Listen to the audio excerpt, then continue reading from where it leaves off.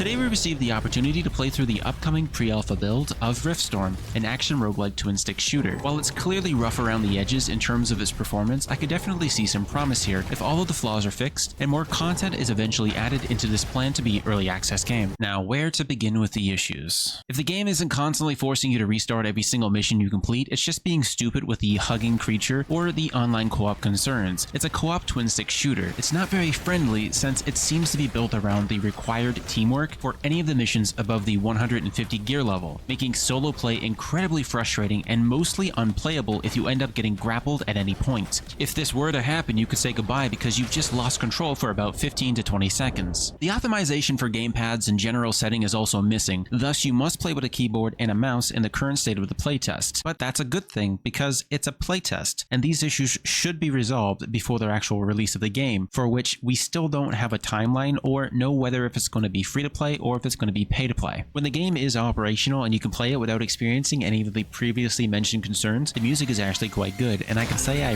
really like the sounds of the power-ups and the gunshots. They did a really good job with the sound effects, and they also did a very good job with the power-ups that you can acquire through each room cleared and the numerous ways to tackle different situations, be it with traps and your abilities. It makes for a really solid gameplay, and there are a lot of things that I would love to see added to the game over time since it will be released as an early access game. Going forward, something as simple as a weapon recycler or even a shop for weapons, or the ability to trade in between classes to give other operatives different weapons rather than having to go through a 2 to 3 hour grind to gear them up as well, would be fantastic. It's simply a little too repetitious in terms of farming. It just feels less satisfying when you don't have any backup weapons for your secondary characters. Even the option to combine specific weapons to enhance them with new effects or to increase their CP would be wonderful. If the game appears to be of interest to you, you can currently request access on Steam for the playtest, but that is usually what we are here to discuss. Personally, I would wait until the game is fully launched because the several flaws that I encountered actually spoiled the gameplay. If you can get a few buddies together, you're not even going to be able to play together because you'll both have to constantly relaunch the game and rejoin, which is a huge pain to have to do. Despite all the issues, it was a fun game to pass the time, and I could definitely see myself returning to it in the future if they ever do decide to put a little bit more depth into it.